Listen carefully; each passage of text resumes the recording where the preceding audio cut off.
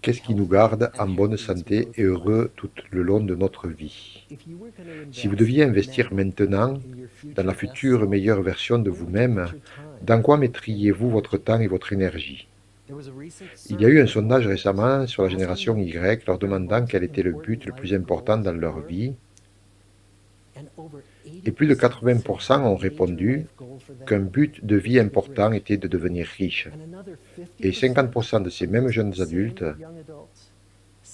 ont répondu qu'un objectif de vie important était de devenir célèbre. Et on nous dit constamment de nous mettre au travail, de travailler plus dur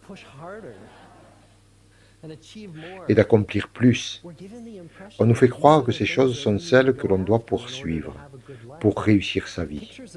Des portraits de vie entière, des choix que les gens font et comment ces choix marchent pour eux. Ces portraits sont presque impossibles à obtenir. La majorité de ce que nous savons sur la vie humaine, nous l'apprenons en demandant à des gens de se souvenir du passé. Et comme on le sait, c'est loin d'être 100% fiable. On oublie une grande partie de ce qui nous arrive dans la vie. Et parfois, la mémoire est franchement créative. Mais si on pouvait regarder des vies entières, alors qu'elles se déroulent au cours du temps, et si on pouvait étudier les gens depuis leur adolescence jusqu'à leurs vieilles années, pour voir vraiment ce qui maintient les gens heureux et en forme, on l'a fait. L'étude d'Harvard sur le développement adulte est peut-être la plus longue étude sur la vie adulte jamais réalisée. Pendant 75 ans, nous avons suivi les vies de 724 hommes, année après année, s'enquérant de leur travail, de leur vie de famille, de leur santé, et bien sûr les questionner tout du long sans savoir comment leur vie allait tourner. Des études comme celle-là sont extrêmement rares. Presque tous les projets de ce genre retombent à l'eau en moins d'une décennie, parce que trop de gens abandonnent l'étude, et le financement de la recherche s'arrête, ou les chercheurs passent à autre chose, ou ils pleurent, ou ils meurent, et personne ne prend le relais. Mais grâce à une combinaison de chance et de la ténacité de plusieurs générations de chercheurs, cette étude a survécu. Environ 60 des 724 hommes originaux sont toujours en vie, participant toujours à l'étude, la plupart ayant dépassé les 90 ans. Et nous commençons maintenant à étudier les quelques 2000 enfants de ces hommes, et je suis le 4e directeur de l'étude.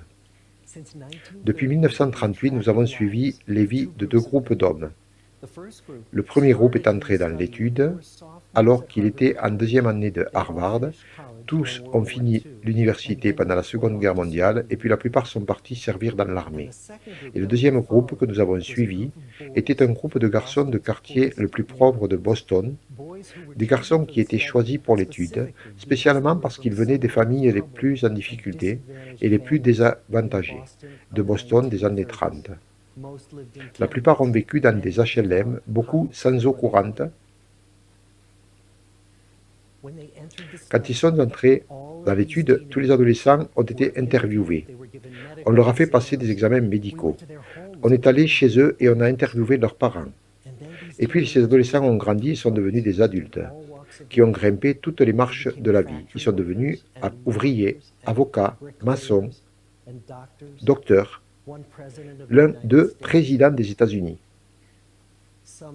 Certains sont devenus alcooliques, quelques-uns schizophrènes. Certains ont grimpé l'échelle sociale, de bas jusqu'au sommet, et d'autres ont fait le chemin dans l'autre sens.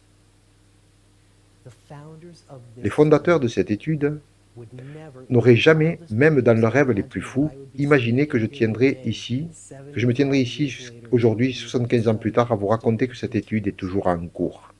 75 ans plus tard. Tous les 2 ans, patiemment et méticuleusement, notre équipe de recherche appelle ces hommes et leur demande si on peut encore leur envoyer de nouvelles questions à propos de leur vie. Beaucoup des hommes des quartiers pauvres de Boston nous demandent « Pourquoi continuez-vous à m'étudier? Ma vie n'est pas si intéressante ?» Les hommes d'Harvard ne se posent jamais cette question.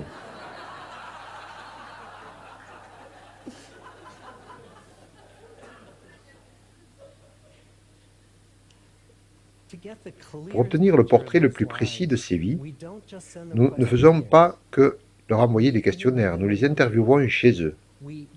Nous récupérons leurs dossiers médicaux chez leurs médecins.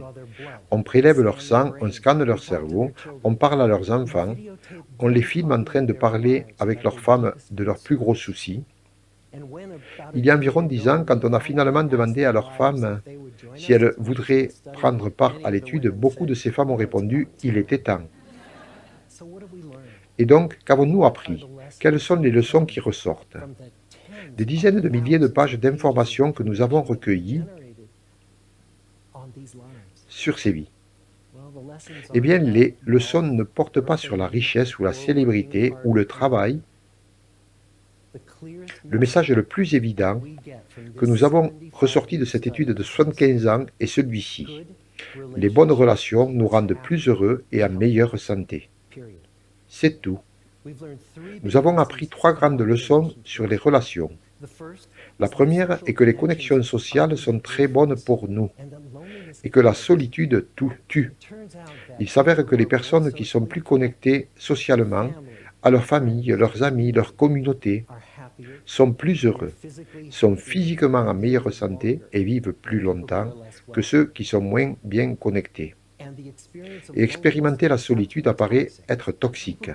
Les gens qui sont plus isolés des autres que ce qu'ils souhaiteraient s'avèrent être moins heureux. Leur santé décline plutôt en milieu de vie. Les capacités de leur cerveau déclinent plus vite et ils ont des vies plus courtes que les gens qui ne sont pas seuls. Et le plus triste est qu'à tout moment, plus d'un Américain sur 5 déclare se sentir seul. Et on sait que l'on peut se sentir seul dans une foule et seul dans un couple. Donc la deuxième leçon que nous avons apprise est que ce n'est pas seulement le nombre d'amis que vous avez et que vous soyez ou non engagé dans une relation, mais c'est la qualité de vos relations proches qui compte. Il s'avère que vivre au milieu des conflits est très mauvais pour votre santé.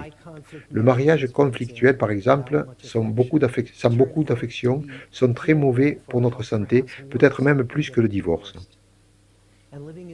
Et vivre au milieu de bonnes, chaleureuses relations est protecteur. Une fois que nous avions suivi nos hommes au-delà de leurs 80 ans, nous avons voulu revenir sur leur cinquantaine et voir si nous pouvions prédire que deviendrait un heureux et vigoureux octogénaire et qui ne le deviendrait pas. Et quand nous avons rassemblé tout ce que nous savions sur eux, à l'âge de 50 ans, ce n'était pas leur taux de cholestérol à cet âge qui a prédit comment ils allaient vieillir, c'était leur niveau de qualité de leur relation. Les gens qui étaient les plus satisfaits dans leur relation à 50 ans étaient ceux en meilleure santé à 80 ans. Et les relations complices réussies semblent de quelques-uns des aléas du vieillissement. Nos couples d'hommes et de femmes les plus heureux ont rapporté vers 80 ans que les jours où la douleur physique était la plus forte, leur humeur restait tout aussi heureuse, mais les gens qui étaient malheureux dans leur relation, les jours où ils signalaient le plus de douleur physique, cela était aggravé par plus de douleur émotionnelle. Et la troisième grande leçon que nous avons retenue à propos des relations et de notre santé est que les bonnes relations ne font pas que protéger nos corps, elles protègent nos cerveaux. Il s'avère qu'être dans une relation solidement fixée avec une autre personne pendant vos 80 ans est protecteur, que les gens qui sont dans des relations où ils sentent vraiment qu'ils peuvent compter sur l'autre personne si besoin, la mémoire de ces gens reste aiguisée plus longtemps. Et les gens dans des relations où ils ne sentent pas pouvoir compter l'un sur l'autre, ces gens sont ceux qui ont expérimenté des déclins précoces de la mémoire.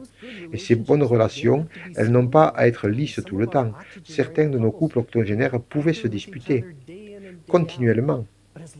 Mais tant qu'ils savaient pouvoir compter l'un sur l'autre en cas de coup dur, ces disputes n'avaient pas d'effet négatif sur leur mémoire. Donc, ce message, que les relations profondes sont bonnes pour notre santé et notre bien-être, cette sagesse est vieille comme le monde.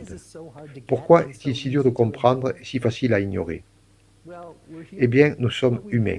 Ce qu'on aimerait, c'est une solution facile, quelque chose qu'on peut obtenir qui rendrait nos vies belles et les maintiendrait comme ça. Les relations sont désordonnées et compliquées. Et le dur labeur de s'accrocher à la famille et aux amis, ce n'est ni sexy ni glamour. C'est aussi tout le long de la vie, ça ne finit jamais. Les gens de notre étude sur 75 ans, qui étaient les plus heureux dans la retraite, étaient ceux qui ont activement travaillé et remplacé les collègues de travail par de nouveaux amis, comme la génération Y dans ce récent sondage.